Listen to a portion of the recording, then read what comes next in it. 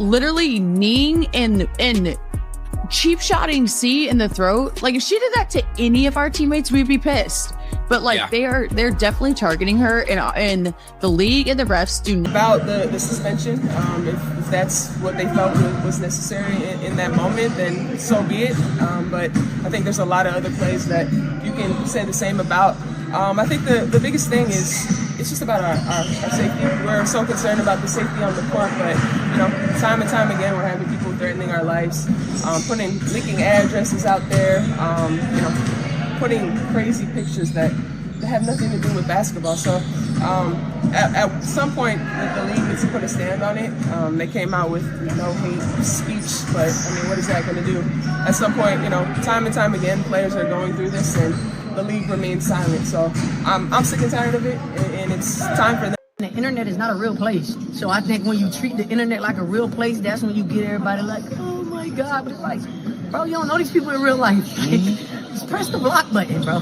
Just press the block button and then move on. Like, something is very wrong inside the WNBA right now. Not the kind of wrong that gets brushed off after a news cycle or two. The kind of wrong that festers, grows, and eventually burns the whole thing down. And for the first time this season, the people closest to the situation, the players themselves, are done staying quiet about it. What you're about to hear isn't a fan's hot take or a blogger's opinion. This is coming straight from inside the league, from a veteran player who risked everything to say what millions of people have been thinking. And once you hear all of it, the incident, the league's response, the press conference that followed, and the commissioner's suspicious silence, you're going to realize that this situation runs much deeper than one bad foul call. Buckle up, because this one is going to hit different. Let's go back to the game that started all of this. Fever versus Mercury, June 24th. On paper, it's a regular season matchup. In reality, it became the moment that blew the lid off everything the WNBA has been trying to keep under wraps. Caitlin Clark was on the ground, completely down, completely vulnerable, not a threat to anyone in that moment. And that is exactly when Alyssa Thomas made her move. It wasn't an errant elbow in traffic. It wasn't a mistimed screen. Thomas formed a closed fist and drove it directly into Clark's throat. And before Clark could even process what just happened, Thomas followed it up with a knee to the midsection. Two separate motions. Two separate points of contact. Both targeted at a player who was already on the floor. Now here's the part that takes this from bad to deeply disturbing. Referee Jenna Schroeder was standing fewer than 10 feet away from the entire thing. No obstructions, no crowd of bodies blocking the view. Just a clear, wide-open sightline to a professional athlete throwing a punch at another professional athlete on a basketball court. The broadcast cameras caught Schroeder's eyes locked directly on the contact, fist, throat, knee, midsection, all of it playing out right in front of her. And she did absolutely nothing. No whistle, no stoppage, no ejection, not even a conversation with the other officials to review what happened. Play continued like nothing had occurred. Like Caitlin Clark hadn't just taken a strike to the windpipe in front of a live audience.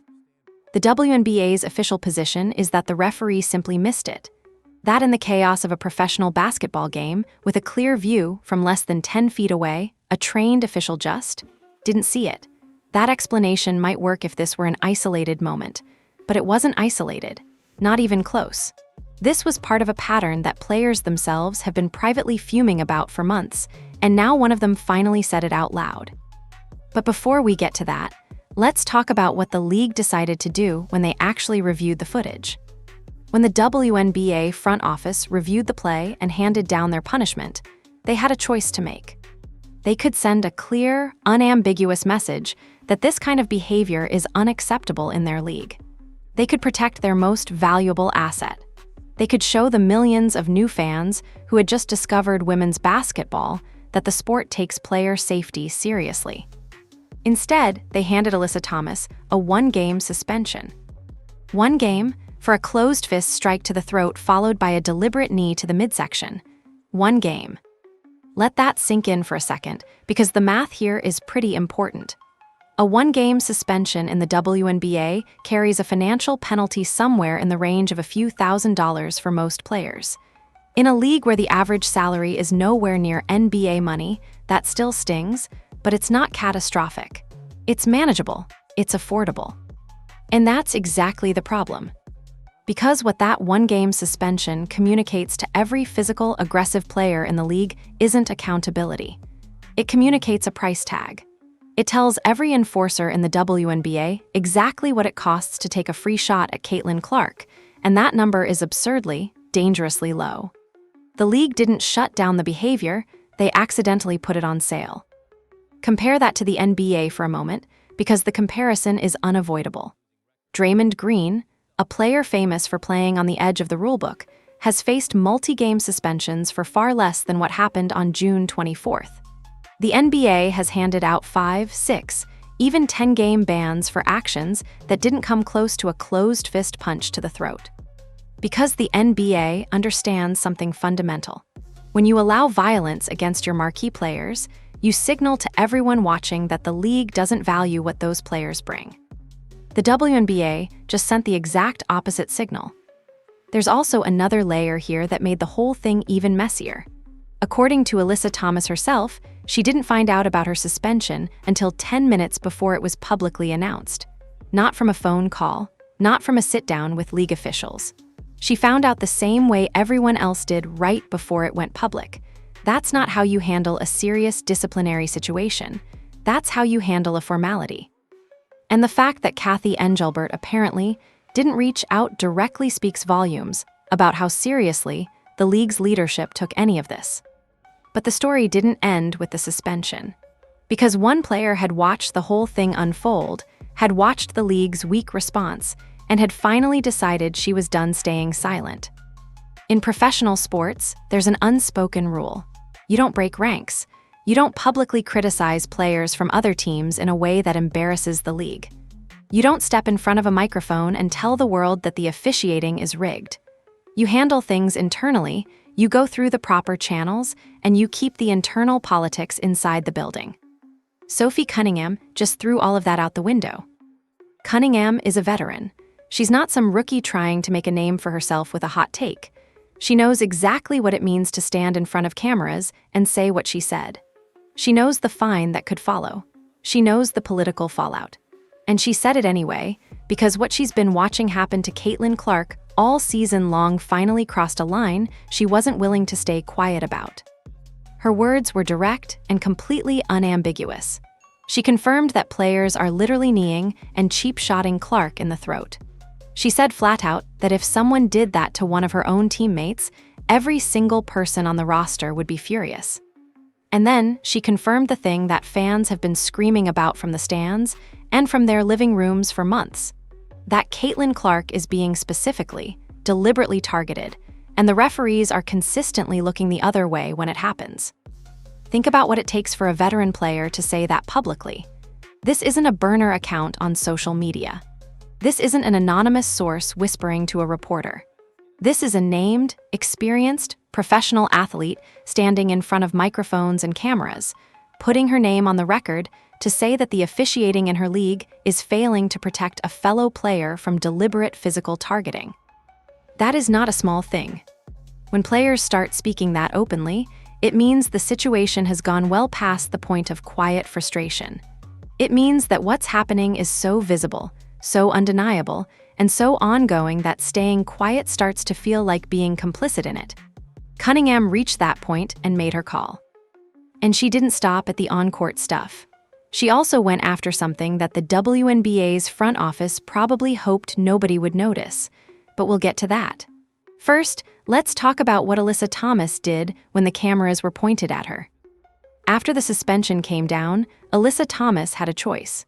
She could take responsibility, acknowledge that the play looked bad, and express some level of concern for Clark's well-being. She could lean into the fact that even if it was unintentional, as she claimed, the optics were terrible, and a simple acknowledgement of that would go a long way. She did none of that. Instead, Thomas walked into that press conference and executed one of the most remarkable narrative pivots in recent sports media history. She didn't address the punch. She didn't address the knee. She didn't express concern for the player she put on the floor. She went straight to the internet, to social media, and to the harassment she and her teammates have been receiving online. Now, to be absolutely clear, online harassment is real, It's serious, and threats against players' families, leaked home addresses, and racially motivated abuse are completely unacceptable. Full stop. That's not up for debate. But here's the problem. Thomas framed the entire press conference around that harassment while completely sidestepping any accountability for what she actually did on the court. She called the incident a complete accident. She said that nobody even knew it happened at the time. She claimed the entire situation had been blown out of proportion by social media. The incident is on video. High definition, multiple angle, slow motion video. The fist, the throat, the knee, the midsection, all of it caught clearly. Calling it a complete accident while that footage exists and is being watched by millions of people isn't going to land the way Thomas seemed to think it would. She also made a demand that caught a lot of people off guard. She called on the league to step in and do something about the fan behavior online, essentially pushing for some level of restriction on what fans are saying in response to the incident. Now, anyone who's been on the receiving end of serious online threats absolutely deserves protection. But the timing and the framing of that demand, coming immediately after taking no accountability for a violent on-court act, made it look less like a genuine safety concern and more like an attempt to control the narrative.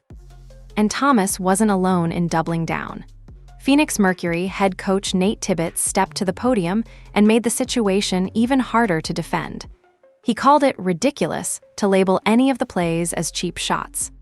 He told fans not to rely on social media screenshots or clips they'd seen online.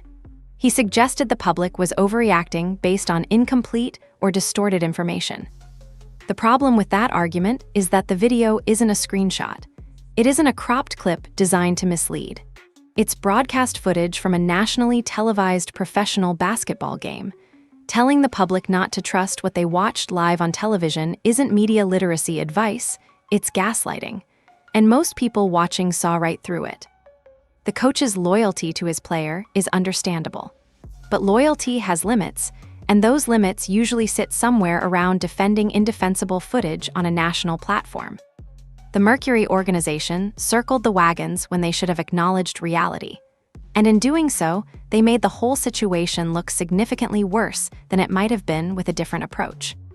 But the most glaring absence in all of this, the person who should have been in front of those cameras immediately, speaking clearly, drawing a firm line, and reassuring both players and fans that the league takes this seriously. The commissioner, and she was nowhere to be found. Leadership reveals itself in moments of crisis. When things go sideways, when the public is watching, when players are frustrated and fans are furious, that's when you find out what a leader is actually made of. And what Cathy Engelbert has shown during this entire stretch of controversy is a masterclass in absence. The commissioner of the WNBA, the person whose job it is to be the face of the league and the voice of accountability, has been remarkably quiet while all of this has played out. Not quiet in a calculating, strategic way. Quiet in a way that players themselves have noticed and started commenting on publicly. Alyssa Thomas pointed out directly that she had yet to hear anything from Engelbert about the suspension. Not a call, not a statement. Nothing. And before anyone suggests that standard protocol, this wasn't a minor technical foul situation. This was one of the most talked about incidents in the league's recent history, generating headlines across major sports media outlets and drawing commentary from legends of the game. A commissioner being entirely absent from that conversation isn't standard. It's a choice. Sophie Cunningham went further. She pulled back the curtain on something the front office clearly hoped would slip under the radar. The WNBA's 30-year anniversary promotional poster. A piece of marketing designed to celebrate the history, present, and future of the league. The faces of the sport, past and present, assembled together to mark 3 decades of women's professional basketball. Caitlin Clark wasn't on it. Let's put that in context with some numbers, because the numbers are staggering. Since Clark entered the WNBA, she drove viewership to 3.2 million people for select broadcasts, numbers the league hadn't seen in decades, if ever at that level. Merchandise sales across the league shot up by 170%. Arenas that were struggling to fill seats the previous year were suddenly selling out weeks in advance. Cities that had been afterthoughts on the WNBA schedule were becoming legitimate destinations for fans traveling specifically to watch her play. And the league put her on a 30-year anniversary poster. They didn't. They put other players, including Sophie Cunningham herself, who was the first to point this out, and left Clark's face off entirely. Cunningham's response to discovering she was on the poster, while Clark wasn't, was genuine and immediate discomfort. She wasn't flattered, she was bothered, because she understood what the omission communicated, and she wasn't willing to pretend it was an oversight.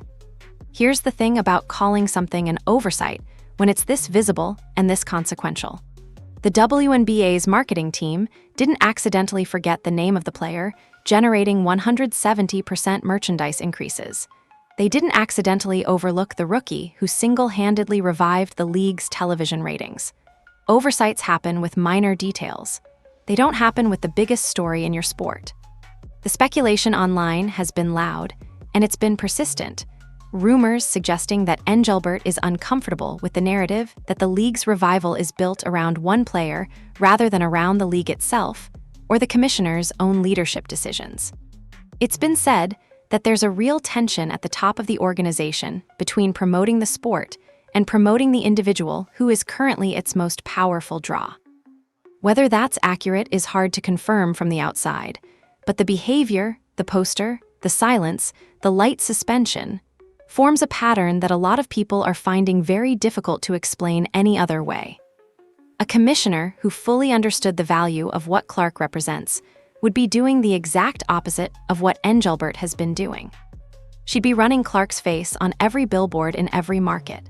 She'd be in front of cameras condemning violence against her players and specifically demanding better officiating standards. She'd be using this moment, this extraordinary, once-in-a-generation moment of genuine mainstream interest in women's basketball, to build something that lasts for the next 20 years. Instead, the league's leadership has spent this season looking like it's trying to manage Clark rather than celebrate her. And the players closest to the situation are starting to say exactly that. But it wasn't just current players who had something to say. When the legends of the game start weighing in, you know the situation has crossed into genuinely historic territory. Lisa Leslie is not someone who speaks recklessly. She's a 3-time WNBA MVP. She's a 4-time Olympic gold medalist. She is, by any reasonable measure, one of the greatest players in the history of women's basketball, and she has spent her entire post-playing career carefully building and protecting the sport's reputation. She doesn't wade into controversy for the sake of it.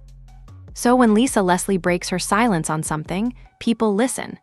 And what she had to say about this situation was pointed and precise. Leslie knows physical basketball. She played in an era where the paint was genuinely rough, where contact was heavy and consistent, and where tough defense wasn't just tolerated, it was celebrated. She's not someone who's going to clutch pearls over aggressive play or hard screens. She's seen it all, been through it all, and she has the perspective to know the difference between playing physically and playing dangerously. And she drew that line clearly. Leslie publicly stated that the officiating around this incident was a massive failure. She acknowledged the difference between the kind of physical play that has always existed in basketball and the kind of deliberate, targeted action that goes beyond competitive aggression into something else entirely.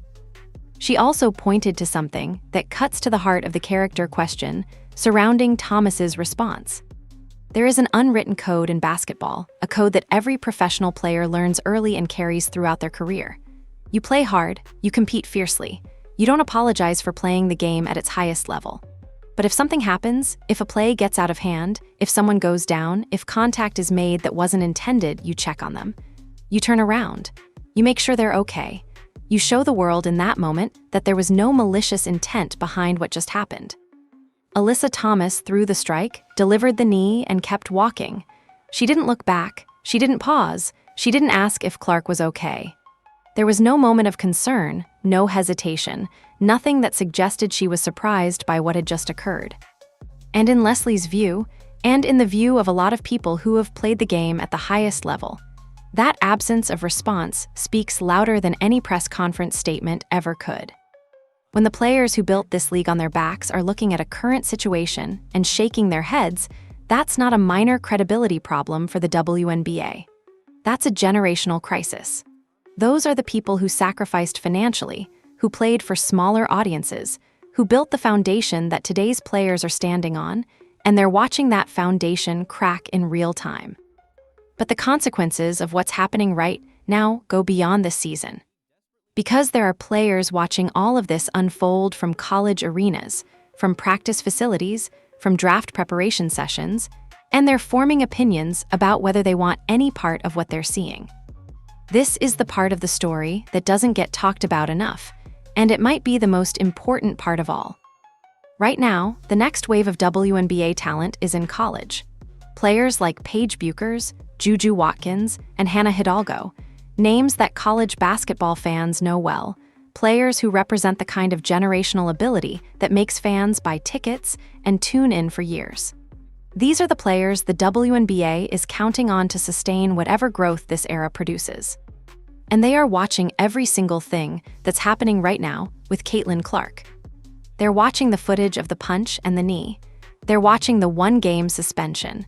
They're watching the press conference where no accountability was taken. They're watching the commissioner's silence. They're watching a league that removed its most commercially successful player from its own anniversary poster. And they're drawing conclusions. What the WNBA is inadvertently communicating to every talented young woman considering a professional career in basketball is this: if you come in and immediately outshine the veterans, you will be targeted. If you generate the kind of attention and revenue that changes the financial landscape of the league, you will be resented for it. If you get physically assaulted on a basketball court, the league will give your attacker one game off and move on. And if you're popular enough to be a legitimate marketing phenomenon, there's a chance the people running the league will quietly erase you from their promotional materials because your success makes them uncomfortable.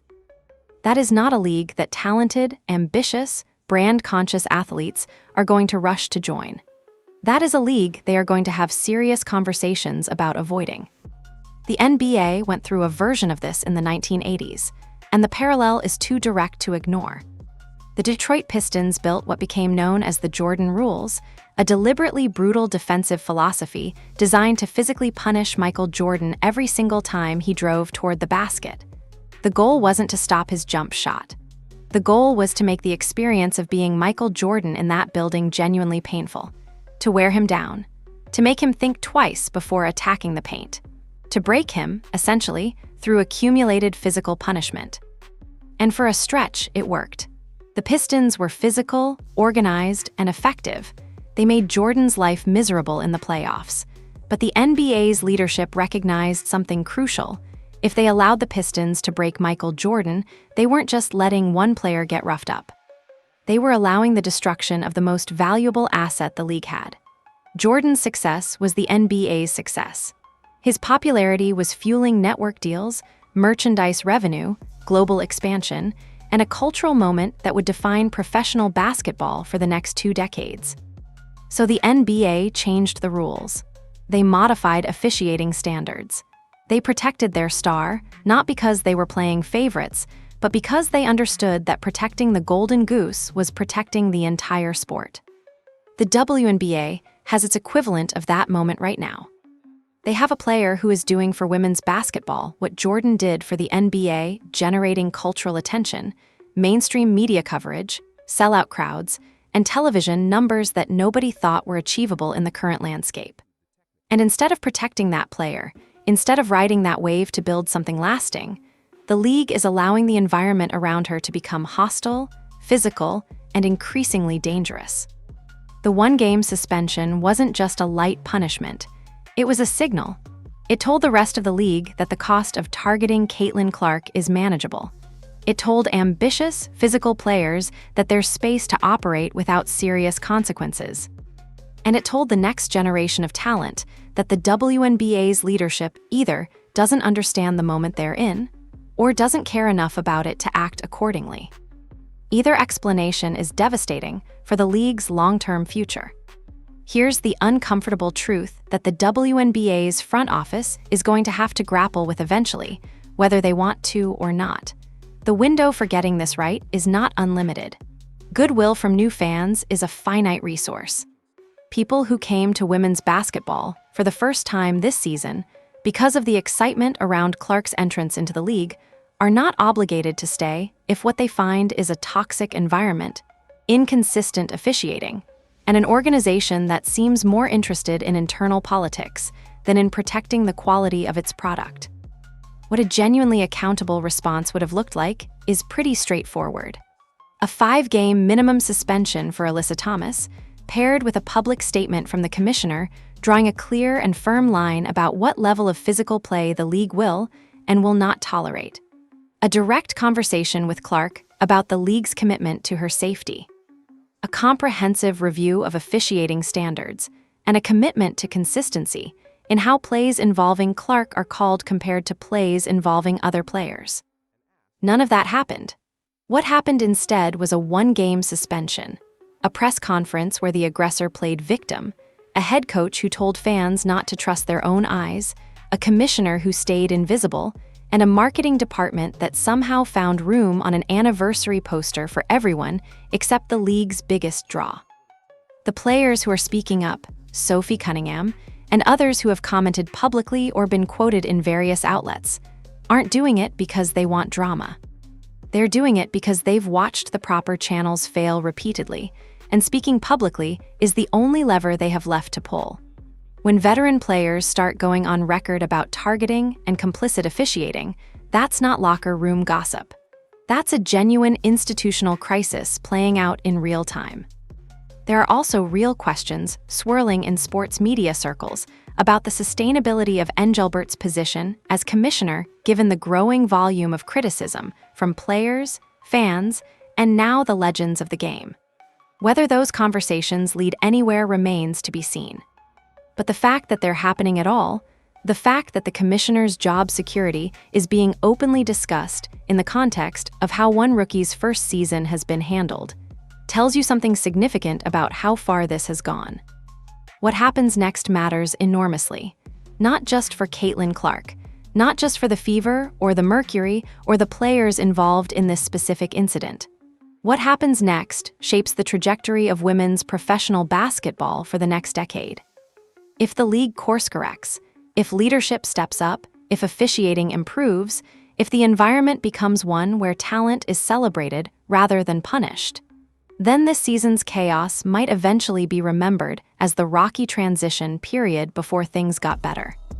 But if the silence continues, if the light punishments keep coming, if players keep speaking out because they have no other option, and if the next generational talent looks at all of this and decides to pursue other options, then this moment, this season, this specific set of failures will be remembered as the point where the WNBA had everything it needed to become something truly extraordinary and squandered it.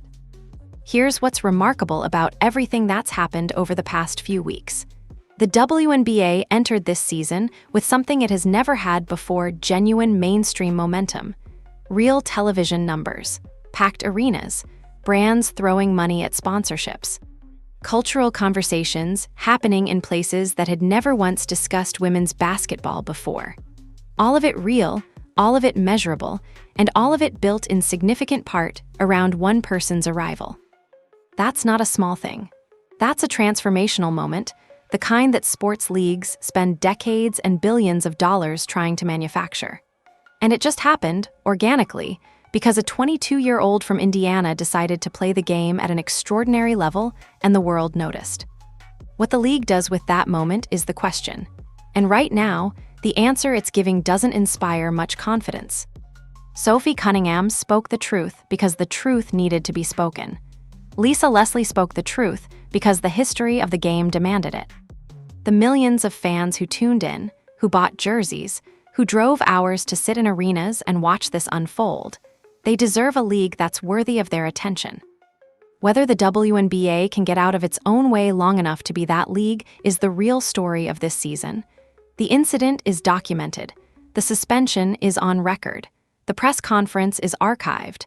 The poster is out there. The commissioner's silence is noted. History is watching, and history has a long memory.